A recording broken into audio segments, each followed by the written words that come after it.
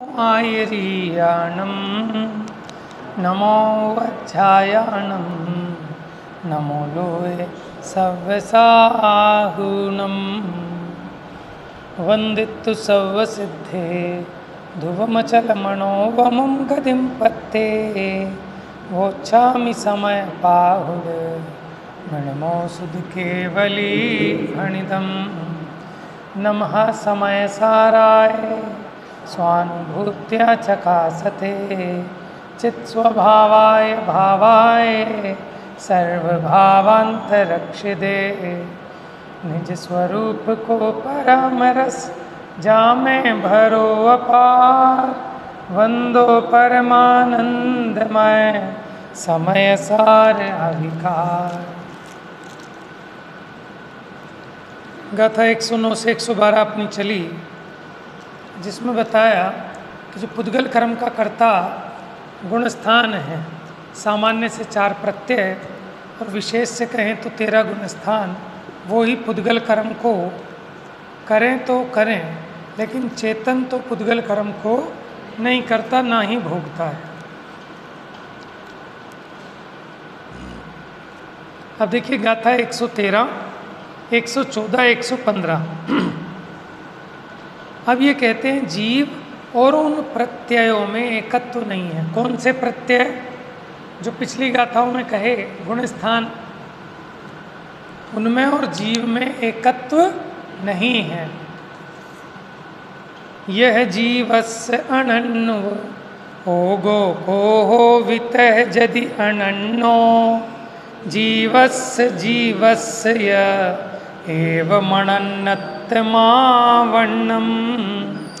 एवमिह जोदु जीवो सोचे वदुनियमदो तहा जीवो अयमे अत्ते दोषो पच्चयनो कम्म कम्माणम् एहदे अण्णो को हो अण्णो वो गप्पगो हवदि चेदा जह को हो तह पच्चय कम्मम नो कम्मम अवि अन्नम।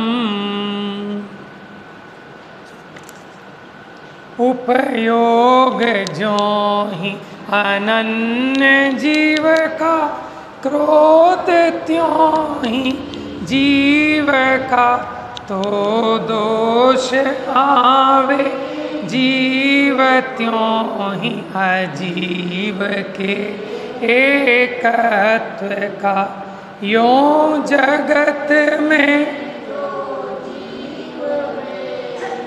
अजीव भी निश्चय हुए नो कर्म कर्म के एकत्व में भी जो क्रोध यों है अन्य जीव उपयोग आत्मक अन्य है तो क्रोधवत नो कर्म प्रत्यय।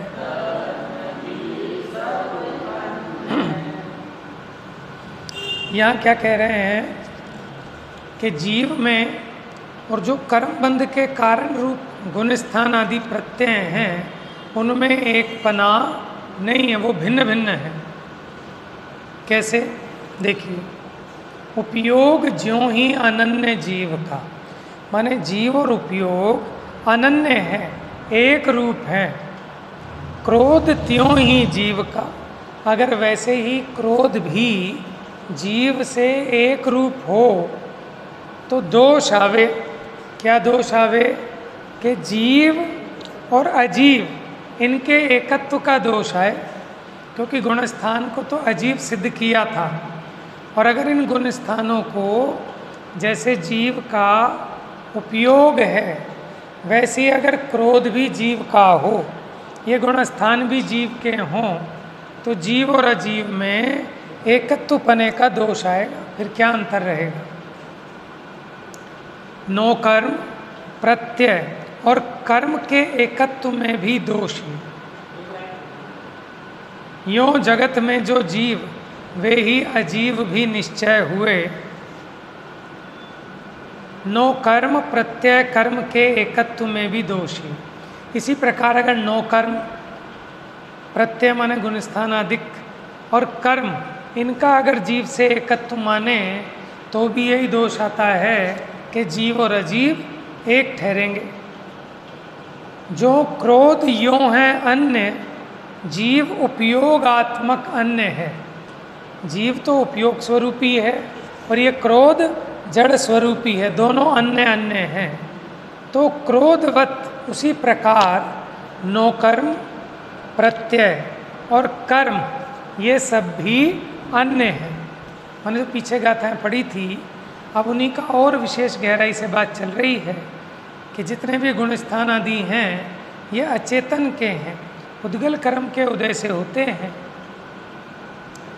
देखो गाथार्थ, जैसे जीव के उपयोग अनन्य, एक होता है अन्य अन्य। अनन्य का मतलब जो नहीं है अन्य, उसे कहते हैं अन अन्य। तो अनन्य माने एक रूप। जैसे जीव के उपयोग अनन्य है माने एक रूप है, जीव और उपयोग अलग अलग नहीं है।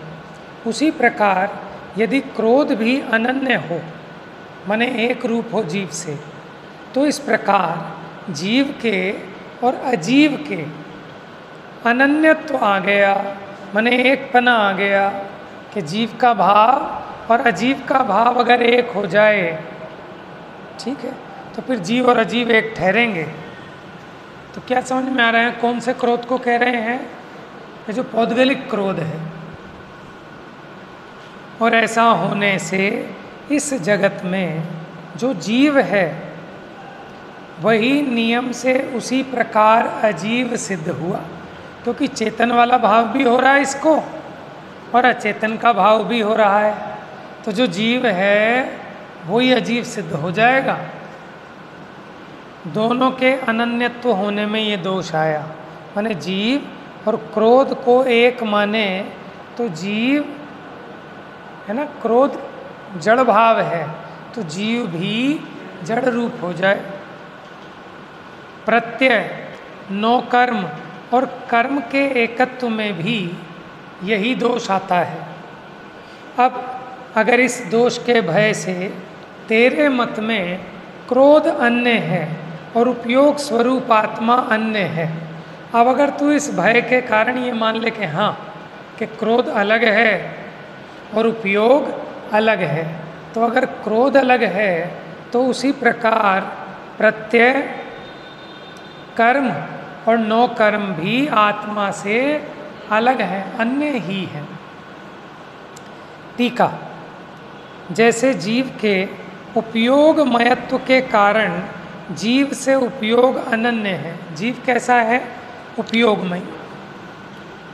उसी प्रकार जड़ क्रोध भी, ठीक है ना, साथ में लिख दिया उन्होंने जड़, जड़ क्रोध भी अगर जीव से अनन्य हो जाए, यदि ऐसी प्रतीति की जाए, ऐसी श्रद्धा की जाए, तो चिद्रूप जीव और जड़ क्रोध इनके अनन्यत्व के कारण, माने एक रूप हो जाने के कारण, जीव के जिस प्रकार उपयोगमयता है उसी प्रकार क्रोधमयता भी आ जाएगी।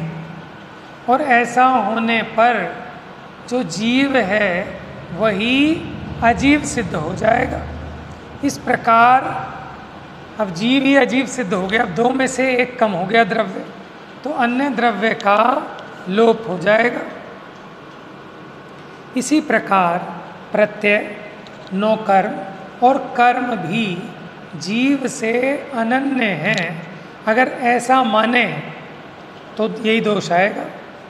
इसलिए यदि इस दोष के भय से यह स्वीकार किया जाए कि उपयोगात्मक जीव अन्य है और जड़ स्वभाव क्रोध भी अन्य ही है, क्योंकि उनके जड़ स्वभावत्व में अंतर नहीं है।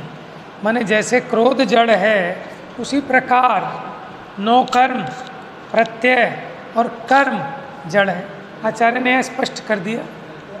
प्रत्यय तो यही ना गुणस्थान अधिक, तो ये स्पष्ट कर दिया कि क्रोध वैसे ही जड़ है जैसे कर्म नो कर्म है। इस प्रकार माने अगर सामने वाला जिससे हम वाद विवाद कर रहे थे, हमने कहा कि इतना बड़ा दोष आएगा कि जीव अजीव एक ठहरेंगे, एक द्रव्य का लोप हो जाएगा। अब अगर इस भय के कारण वो ये मान ले कि ठीक है साहब, क्रोध तो अन्य है, अगर क्रोध अन्य है तो क्रोध के ही समान कर्म नो कर्म और प्रत्यय, क्योंकि वो भी अजीव हैं, इसलिए वो भी जीव से अन्य सिद्ध हुए। मिथ्यात्वादी आश्रव तो जड़ भाव है और जीव चैतन्य स्वभाव है। यदि जड़ और चेतन एक हो जाएं तो भिन्न द्रव्यों के लोप होने का महादोष आता है। माने 6 द्रव्य में से 5 ही रह जाएंगे। इसलिए निश्चय न्याय का यह सिद्धांत है कि आश्रव और आत्मा में एकत्व नहीं है।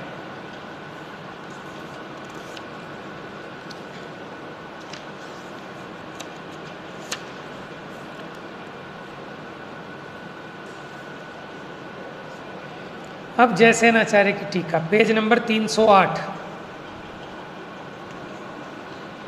अब एकांत से जीव और प्रत्ययों का एकत्व नहीं है ऐसा कहते हैं। यहाँ जयसेनाचार्य ने थोड़ी सी बात को चेंज किया है कि एकांत से एकत्व नहीं है। हाँ, अनेकांत की दृष्टि से देखेंगे तो एकत्व कह सकते हैं विवक्षावश। कैसे? व्यवहार की प्रधानता से। जिस प्रकार जीव के ज्ञानोपयोग दर्शनोपयोग का अनन्यतम यानी तादात्म्य संबंध है। किस कारण से तादात्म्य संबंध है? क्योंकि वे अभिन्नता से अनुभव में आते हैं, क्योंकि जीव उपयोग रूप से अनुभव में आता है। उन्हें अग्नि और उष्णता की तरह भिन्न करना असंभव है। जैसे अग्नि से उष्णता को अलग नहीं कर सकते, उसी प्रकार आत्मा से उपयोग को अलग नहीं कर सकते। इसी प्रकार क्रोध भी यदि एकांत से आत्मा से अनन्य तादात्म्य होता तो क्या दोष आता? इस प्रकार क्रोध व आत्मा का तादात्म्य संबंध मानने से सहज शुद्ध अखंड एक ज्ञान दर्शन उपयोग में जीव और अजीव इनको एकत्वपना प्राप्त हो जाता।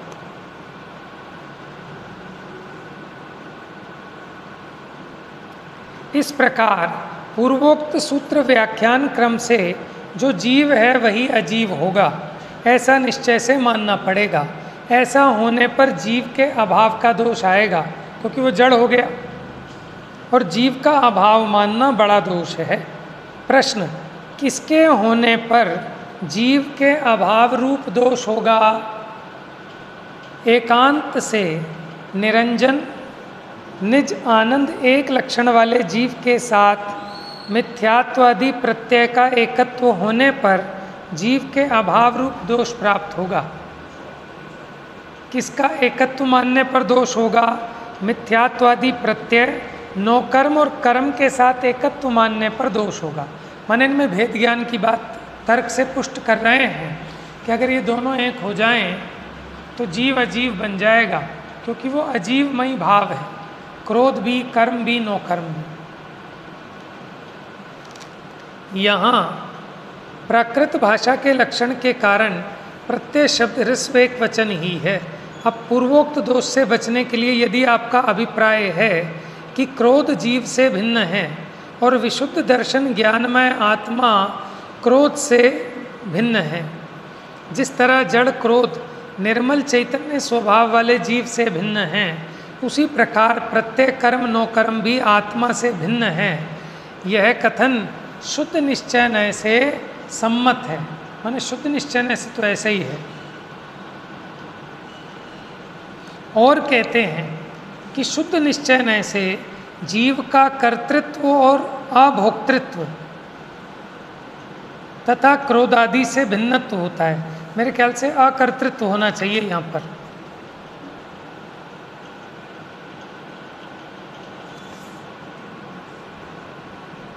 हाँ, अकर्तृत्व है, अकर्तृत्व, अभोक्तृत्व।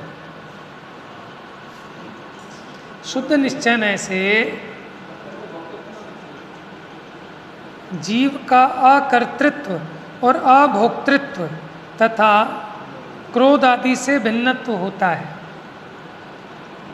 ऐसा कथन करने पर द्वितीय पक्ष में व्यवहार से कर्तृत्व और भोक्तृत्व तथा क्रोध आदि से अभिन्नत्व भी प्राप्त होता है। देखो, ये सिर्फ शुद्ध निश्चय की अपेक्षा है। जब आप दो द्रव्यों में संयोग न देखकर दोनों को उनकी सत्ता से न्यारा न्यारा देखेंगे, तब तो जीव का क्रोध के साथ कोई कर्ता कर्मपना नहीं है, कोई एकत्व नहीं है, ना उसका भोक्ता है। लेकिन अगर व्यवहार की अपेक्षा से देखेंगे, माने संयोग की दृष्टि से देखेंगे, तो ये मनुष्य पर्याय को देखेंगे तो जीव और अजीव इन दोनों का संयोग है, और संयोग की अपेक्षा इनमें कर्ता कर्मपना भी है, भोक्ता भोग्यपना भी है। तो दोनों अपेक्षाएं सिद्ध कर रहे हैं, माने एकांत से कुछ नहीं है। क्योंकि आप ये कहोगे ना, फिर तो सारे कर्णानियोग के ग्रंथ झूठे, कि जहाँ वो कह रहे हैं कि जीव कर्म को करता है, कर्म को बांधता है, तो संयोगी जीव की अपेक्षा कह रहे हैं।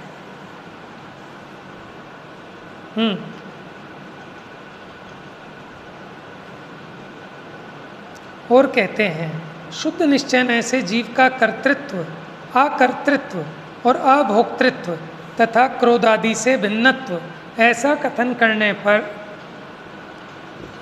द्वितीय पक्ष में व्यवहार से कर्तृत्व और भोक्तृत्व तथा क्रोध आदि से अभिन्नत्व भी प्राप्त होता ही है।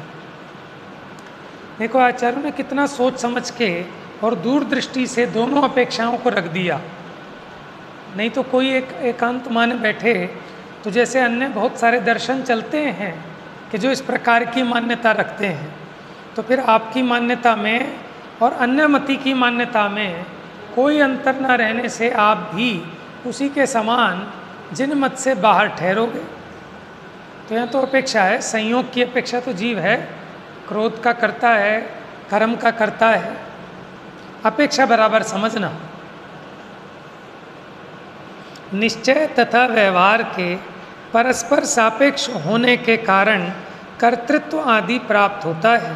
किस प्रकार से सापेक्षपना है? जैसे यह देवदत्त दाईं आँख से देखता है।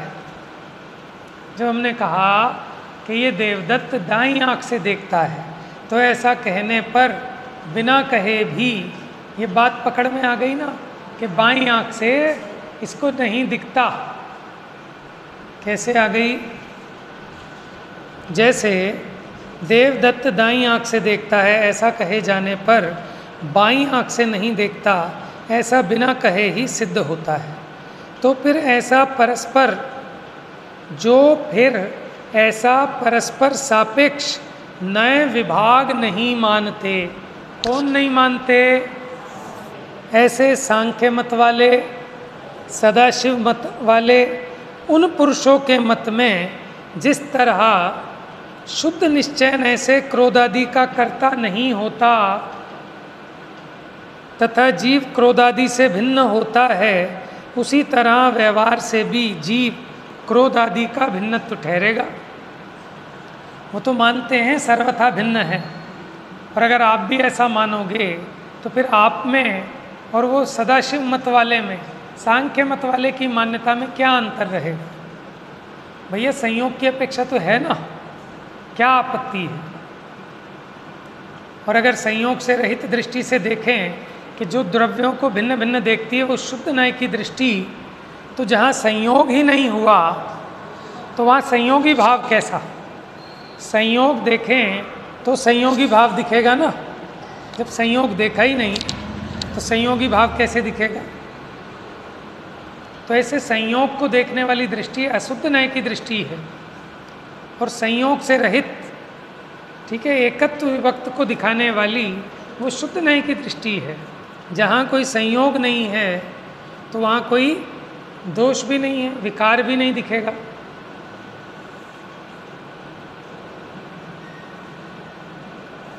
तो अगर ऐसा मानोगे तो जैसे शुद्ध नय से क्रोध आदि से भिन्न है, ऐसे ही व्यवहार से भी क्रोध आदि से भिन्न ठहरेगा, फिर संसार भी किसका? इससे क्रोधादि रूप परिणमन का अभाव होने पर, अब जब क्रोध कर्म का ही बंध नहीं माना तो क्रोध कर्म रूप परिणमन भी नहीं होगा जीव का, तो फिर सिद्ध जीवों की तरह कर्म बंध का अभाव होगा। कर्म बंध के अभाव होने पर संसार का अभाव होगा, तथा संसार का अभाव होने से नित्य मुक्त होंगे जीव। तो फिर ये वही आचार्य हैं जो कहते सव्य शुद्धाहु शुद्ध नया, कि जो निगोद में सोई मुझ में सोई मोक्ष मंझार। ये जीव तो त्रिकाल शुद्ध है, आज तक अशुद्धि को इसने छुआ ही नहीं। नियम सार जी भी इन्होंने ही लिखा है, लेकिन वो पद्म परम मलधारी देव की टीका है। कुंद कुंद आचार्य ने नियम सार जी में भी ऐसी बात नहीं की, वो तो पद्म परम मलधारी देव ने की है। अगर आप गाथाएं देखें तो आपको लगेगा कि बहुत इजी सा ग्रंथ है, बहुत सरल है। पहले जैसे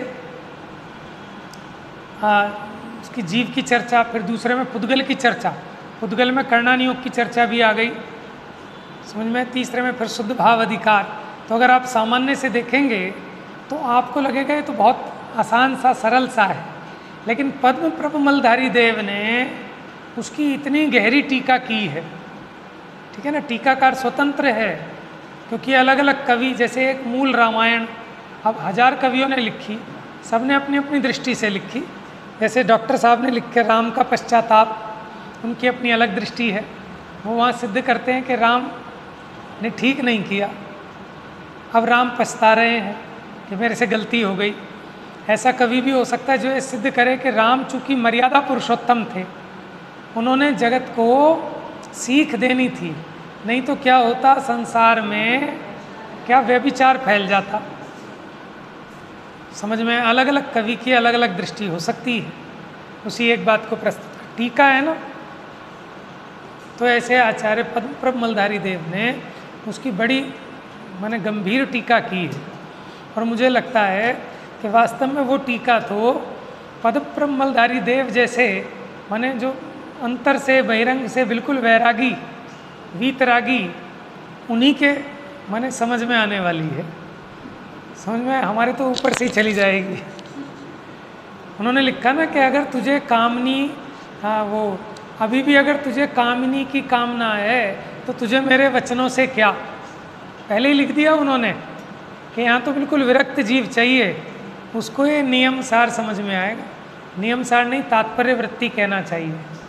नियम सार तो वो है जो गाथाएं हैं कुंद कुंद आचार्य की, और उस पर जो टीका लिखी है पद्म प्रभ मलधारी देव ने, वो तात्पर्य वृत्ति टीका है।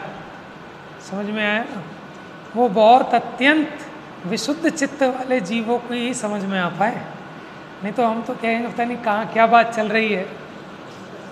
हाँ, बहुत कम लोग हैं उसे समझने वाले, और फिर समझाने वाले तो और भी कम।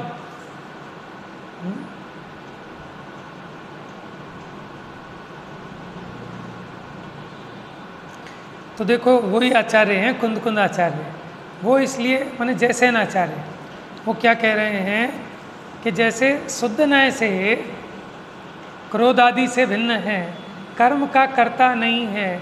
अगर व्यवहार से भी ऐसे ही मान लो कि भिन्न है, कर्म का कर्ता नहीं है, तो दोष आएगा।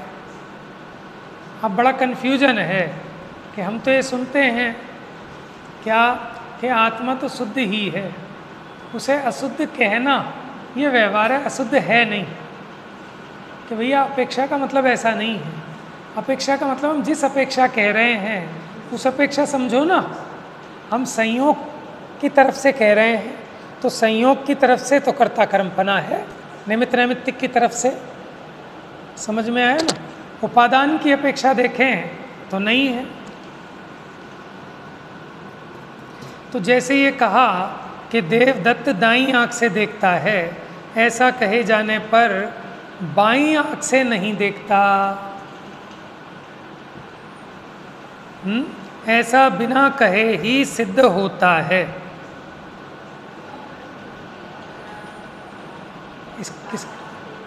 देखो हमने कहा, मैंने क्या कहा, कि मैं इस कान से सुनता हूँ, तो इसका मतलब आपको समझ में आ गया ना, ये बहरा इस कान से आ गया कि नहीं आ गया आपको समझ में? कैसे आया?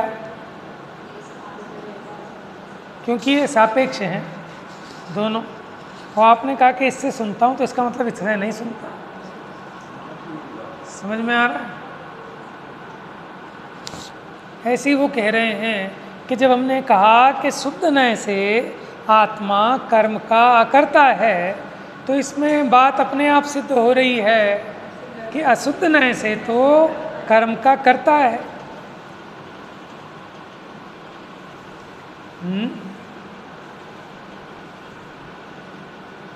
देखो, भाव को ग्रहण करना सही से, क्योंकि ऐसा भी एक लेख है कि जिसमें कहा कि ऐसे नहीं कहना चाहिए कि आत्मा निश्चय नय से शुद्ध है, क्योंकि अगर ऐसा कहोगे निश्चय नय से शुद्ध है तो फिर ये सिद्ध हो जाएगा कि व्यवहार से अशुद्ध है। समझ में आया? लेकिन देखो, यहाँ जैसे आचार्य की टीका भी हमारे सामने है, तो हम तो उनके हिसाब से अभी बात करेंगे। उन्होंने बात सिद्ध की है कि जब हमने कहा, उन्होंने बुद्धिपूर्वक कहा है कि शुद्ध नय से शुद्ध है, ताकि आप ये बात पकड़ लें कि अशुद्ध नय से शुद्ध नहीं है। और ये अशुद्ध नय आपके ज्ञान में होता है, आपका ज्ञान उस चीज़ को समझे कि संयोग की अपेक्षा भी बंद है ही नहीं, ऐसा मानेंगे तो आप में और सिद्धों में कोई अंतर नहीं रहेगा। और अगर ऐसा सर्वथा मानते हो तो फिर मेंटल हॉस्पिटल जाने लायक है। समझ में? ऐसा तो कोई भी नहीं मानेगा कि मैं अभी सिद्ध हूँ, तो ये वस्त्र क्यों पहन रखे हैं और फिर ये शरीर किसका है। समझ में आया?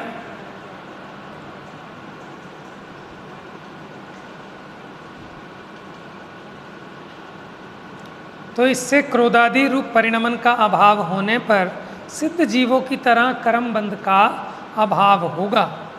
कर्म बंध के अभाव होने पर संसार का अभाव होगा। देखो, आचार्यों के वचन देखना आप, वो कहीं अगर एक छोटी सी भी मिस्टेक नहीं करते और बड़ा सावधानी से एक एक वचन तोल तोल के लिखते हैं। उनको पता है कि इतनी सी चूक, ठीक है, और आगे जाकर कितनी बड़ा एक नया मत खड़ा कर देगी। जैसे यहाँ से मैंने 1 किलोमीटर दूर निशाना लगाना है हमने गोली का, और बहुत एक सूत, थोड़ा सा इधर बंदूक की नाली, इतना सा अंतर हुआ। लेकिन 1 किलोमीटर दूर जाके यहाँ तो एक सूत का फर्क था, और वहाँ जाके कितना 100 मीटर का डिफरेंस पड़ जाएगा निशाने में। इतना सा किया बस। तो ऐसे इतनी सी चूक आचार्य को पता था कि काल पाकर जरा सी बात कितनी बड़ी बन जाती है। समझ में है ना? घरों में हम कोई ऐसी बात कह दें बिना तोले, ऐसे ही बोल दें, तो जरा सी बात कितनी बात का बतंगड़ बन जाता है, कैसे झगड़े हो जाते हैं। तो आप ये देखो, इसका भी आचार्य देव का प्रयोजन है, नहीं तो मिथ्या मत खड़ा हो जाएगा कि जो सर्वथा एकांत आत्मा को सिद्ध मानते हैं, सदा ही मुक्त मानते हैं, ऐसा सदाशिव मत, उसकी पुष्टि हो जाएगी। सांख्य मती जो सर्वथा कर्ता मानते हैं, उसकी पुष्टि हो जाएगी। क्योंकि अगर नहीं करे तो ये संसार में क्यों है और दुखी क्यों हो रहा है। तो ये बराबर पढ़ाई पढ़ने के बाद फिर अपने ज्ञान में मुख्य गौण करे, उसकी अपेक्षा को समझकर, तभी उसका वो न्याय लगाना सच्चा है।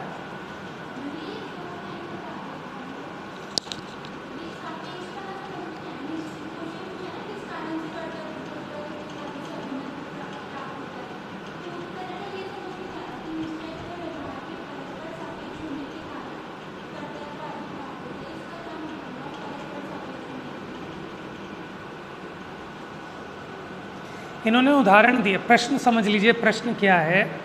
इसमें जो आया, इन्होंने 2 पक्ष खड़े किए कि शुद्ध निश्चय नय से आत्मा कर्मों का अकर्ता है, द्वितीय पक्ष में व्यवहार नय से कर्मों का करता है। फिर प्रश्न किया कि किस कारण से कर्मों का करता है, तो कहते हैं कि निश्चय और व्यवहार के परस्पर सापेक्ष होने के कारण, क्योंकि ये दोनों एक दूसरे की अपेक्षा को लिए हुए हैं। कि अब ये बात हमें समझ में नहीं आई कि कैसे परस्पर सापेक्ष, जैसे दो नयन हैं ऐसे ही दो नय हैं आपस में सापेक्ष, दायां और बायां। जब हमने कहा कि मैं दाईं आँख से देखता हूँ तो इसका मतलब बाईं आँख से नहीं देखता। जब हमने कहा कि शुद्ध नय से शुद्ध हूँ, इसमें बात आ गई कि अशुद्ध नय से शुद्ध नहीं हूँ। ये परस्पर, क्योंकि दोनों नयों का आपस में सापेक्षपना है। एक असंयोगी तत्व को दिखाता है, एक संयोगी तत्व को दिखाता है। समझ में आया? जब मैंने कहा कि मेरे सीधे हाथ में बहुत ताकत है, तो इससे बात समझ में आ गई कि उल्टे हाथ में कम है, क्योंकि ये सापेक्ष हैं, दोनों का जोड़ा है। ऐसे निश्चय नय और व्यवहार नय। जब हमने शुद्ध नय खड़ा ही क्यों किया? शुद्ध नय तभी खड़ा होगा कि कोई दूसरा अशुद्ध नय भी है। इसलिए नहीं लिखा ना, क्योंकि अकर्तापना तो शुद्ध नय से है। आत्मा कर्म का अकर्ता है, ये तो शुद्ध नय का कथन है ना। अशुद्ध नय से तो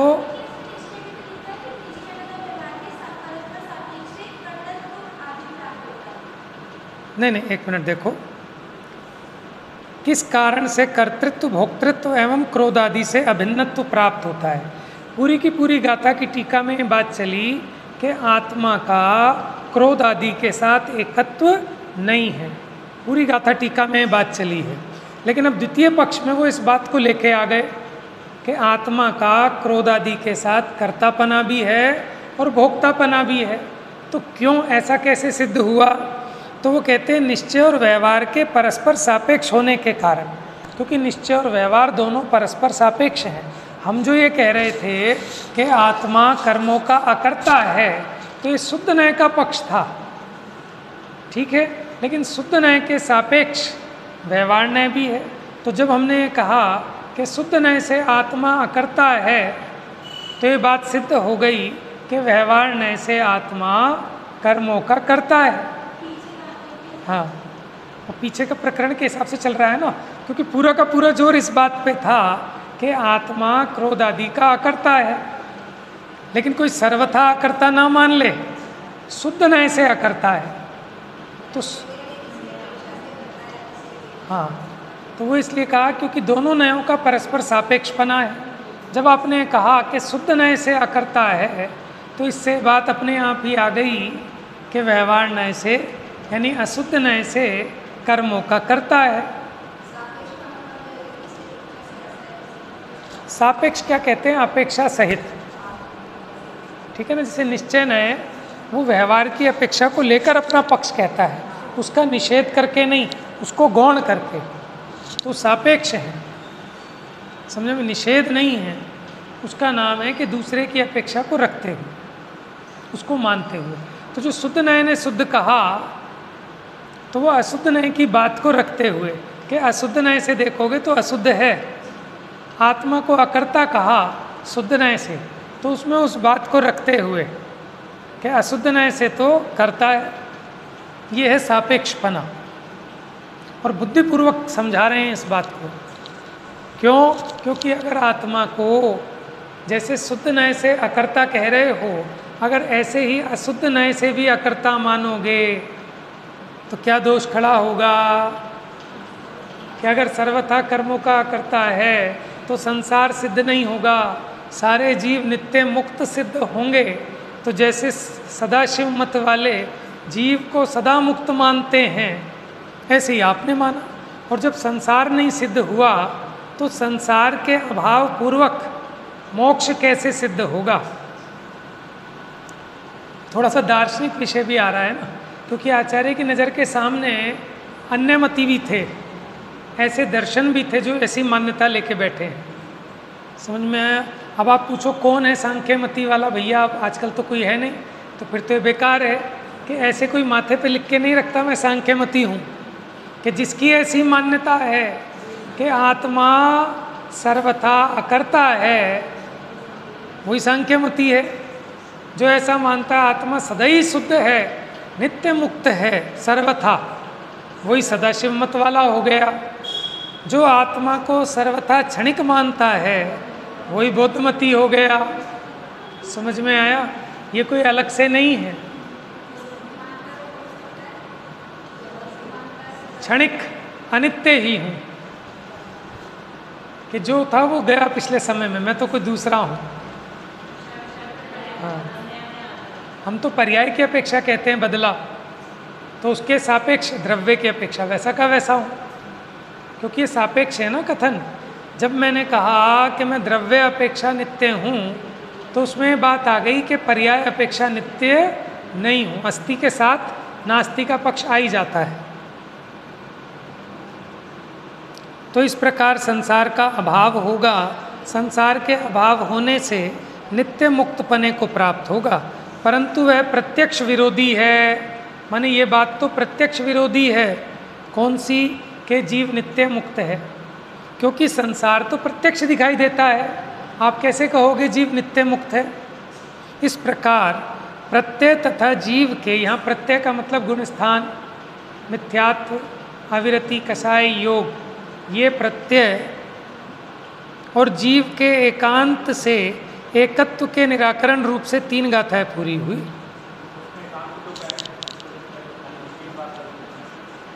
एकांत से एकत्व नहीं, माने एकांत से एकत्व है ऐसा जो मानते हैं उनका निराकरण किया। देखो, इस प्रकार प्रत्यय तथा जीव के एकत्व का निराकरण किया। इतनी बात समझ में आ गई। लेकिन कैसे एकत्व का? कि जो एकांत ऐसे ही मानते हैं कि एक ही है। हाँ, जो कथनचित एक हैं और कथनचित भिन्न हैं ऐसा मानते हैं, उनके लिए तो हमारा साधुवाद है। यहाँ शिष्य पूछता है, थोड़ी सी बुद्धि भी लगानी चाहिए। तो बुद्धि क्या है? जो जंग लग जाता है ना, अब आप कथन ऐसे हैं, और जब बुद्धि लगती है तो जागृति आती, नहीं तो मुझे भी नींद आने लगे। समझ में आया? जब आप प्रश्न करोगे तभी तो मैं जागूंगा, और जब मैं प्रश्न करूंगा तो आप जागे रहोगे। शिष्य पूछता है कि शुद्ध निश्चय से जीव को अकर्ता तथा व्यवहार नय से जीव अनेक बार कर्ता कहा गया है। वहाँ ऐसा होने पर जैसे द्रव्य कर्मों का व्यवहार से कर्तापना है, वैसे ही रागादि कर्मों का भी कर्तापना हुआ। इससे दोनों द्रव्य कर्म तथा भाव कर्म को एक पना प्राप्त होगा। क्या गजब का क्वेश्चन उठाया है। प्रश्न किसके समझ में आया? पढ़ लो जल्दी से दोबारा से। कि आत्मा को जैसे द्रव्य कर्मों का व्यवहार से कर्ता कहा, ऐसी रागादि भावों का भी व्यवहार से कर्ता कहें, तो इससे इसका मतलब कि जैसे द्रव्य कर्मों का व्यवहार से कर्ता, ऐसे ही भाव कर्मों का भी व्यवहार से करता। तो फिर द्रव्य कर्म और भाव कर्म ये दोनों एक ठहरे। ये गणित का समीकरण हो गया। माने कैसा? जैसे x = y और y = z, तो x = z। माने राम की उम्र, ठीक है, भरत के बराबर है, और भरत की उम्र लक्ष्मण के बराबर है, तो राम और लक्ष्मण की उम्र बराबर होगी।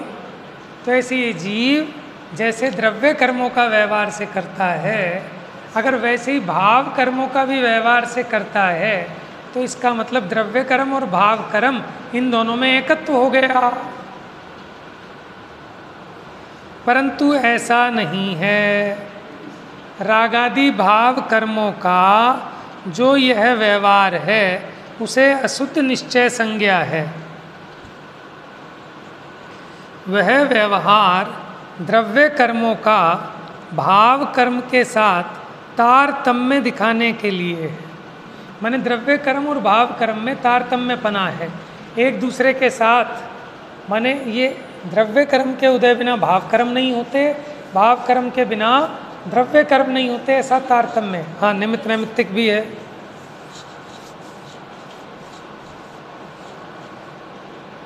देखो, ऐसा है कि हम अशुद्ध निश्चय को भी व्यवहार कह रहे हैं, असद्भूत व्यवहार को भी व्यवहार कह रहे हैं, हम सबको व्यवहार कह रहे हैं, लेकिन इनमें अंतर है। समझ में आया?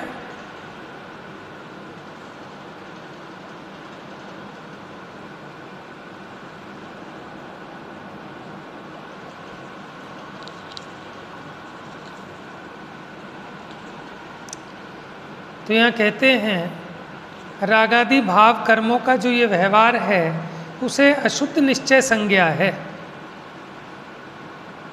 माने वो व्यवहार कह रहे थे ना, तो वास्तव में तो जो व्यवहार है ये अशुद्ध निश्चय है।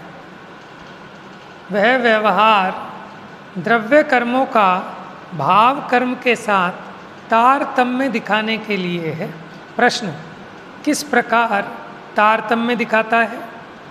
माने अब यहाँ जो है ना लाइन चेंज हो गई। हाँ देखो, जैसे न आचार्य, तो देखो जैसे न आचार्य दोनों बातें लेके चल रहे हैं। देखो देखो अभी तक भाव कर्मों की बात चल रही थी पुद्गल वाले, लेकिन अब यहाँ इस पैराग्राफ में टीका में अलग से इन्होंने जो जीव वाले भाव कर्म हैं उनकी बात कर रहे हैं हम। देखो किस प्रकार तारतम्य है। द्रव्य कर्म अचेतन है और भाव कर्म, जबकि पीछे जो भाव कर्मों की बात चल रही थी वो अचेतन वालों की चल रही थी, स्पष्ट वो पुद्गल की चल रही थी। अब यहाँ क्या कह रहे हैं? द्रव्य कर्म अचेतन है और भाव कर्म चेतन है, तथापि शुद्ध निश्चय की अपेक्षा वे दोनों अचेतन ही हैं। शुद्ध निश्चय की अपेक्षा, जैसे एक अशुद्ध निश्चय से और एक असद्भूत व्यवहार से, सद्भूत व्यवहार से, अनुपचरित असद्भूत व्यवहार से, लेकिन वो दोनों के दोनों को हमने व्यवहार कह दिया, जबकि एक अशुद्ध निश्चय का है और एक असद्भूत व्यवहार का है। उसी प्रकार शुद्ध निश्चय की अपेक्षा हम शुद्ध निश्चय से चेतन किसको कहते हैं? उसके सामने अशुद्ध जीव भी अचेतन कह दिया, क्योंकि अशुद्ध निश्चय भी शुद्ध निश्चय की अपेक्षा व्यवहार ही है। यह यहाँ भावार्थ है। द्रव्य कर्मों का कर्तापना और भोक्तापना अनुपचरित असद्भूत व्यवहार से और रागादि भाव कर्मों का कर्ता भोक्तापना अशुद्ध निश्चय से है। नए पढ़ाए थे ना, क्योंकि जीव में होने वाले भावों का जीव को कर्ता भोक्ता कह रहे हैं, तो वो तो निश्चय का विषय, अशुद्ध निश्चय का, माने उसमें भी एकत्व तो करें तो वह अशुद्ध निश्चय भी शुद्ध निश्चय की अपेक्षा तो व्यवहार ही है। इस प्रकार पुण्य पाप आदि 7 पदार्थों के, वो 7 तत्व कोई 7 पदार्थ कह रहे हैं, पीठिका रूप महाअधिकार में 7 गाथाओं द्वारा चौथा अंतराधिकार समाप्त हुआ। अब सांख्यमती शिष्य के प्रति उद्गल द्रव्य का परिणाम स्वभावत्व सिद्ध करते हैं, क्योंकि सांख्यमती परिणाम से रहित मानता है वस्तु को, कि वस्तु सर्वथा अपरिणामी है, कूटस्थ है, तो उसको सिद्ध करेंगे कि भाई पुद्गल भी परिणमन स्वभाव वाला है। फिर उसके बाद चेतन को भी सिद्ध करेंगे कि चेतन भी परिणमन वाला है। कौन मानता है ऐसा? सांख्यमती। देखो लिखा है, सांख्य मत वाले प्रकृति और पुरुष को अपरिणामी मानते हैं, उन्हें समझाते हैं। देखो हमारे यहाँ 320वीं गाथा की टीका समय सार की आचार्य जयसेन स्वामी उसमें निष्क्रिय लिखते हैं जीव को, तो उसका अर्थ अपरिणामी करते हैं। तो आत्मा को सर्वथा है परिणामी मत मान लेना, जैसे सांख्य मत वाला मानता है। तो हम परद्रव्य रूप नहीं परिणामित होता, इसलिए तो अपरिणामी, लेकिन अपना जो भी गुण पर्याय हैं उन रूप परिणामित होता है, इस अपेक्षा परिणामी। शेष चर्चा इसकी कल करेंगे।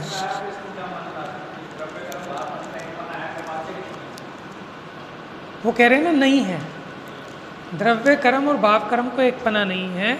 वो क्यों नहीं है? क्योंकि भाव कर्म तो चेतन है और द्रव्य कर्म अचेतन है, इसलिए वो एक पना नहीं आएगा उनको फिर भी। देखो वो कह रहे हैं कि इन दोनों का व्यवहार से कर्ता क्यों कहा जीव को? कि तारतम्य दिखाने के लिए। तारतम्य क्या बताया? तारतम्य क्या बताया कि भैया जो चेतन का जो भाव हुआ उसमें उस समय वो द्रव्य कर्म का उदय निमित्त होता है। द्रव्य कर्म जो नवीन बंधे उसमें इसका जीव का भाव निमित्त होता है, ऐसा निमित्त निमित्तिक संबंध है। लेकिन एक चेतन का भाव है और एक उद्गल का भाव है। लेकिन शुद्ध निश्चय नय के सामने ये दोनों ही अशुद्ध नय की कथनी में है, इसलिए इनको व्यवहार से हमने कह दिया। समझ में? तो यानी व्यवहार से कह सकते हैं, ये अपेक्षा ख्याल में है तो। मिथ्यात्म नाश वे को ज्ञान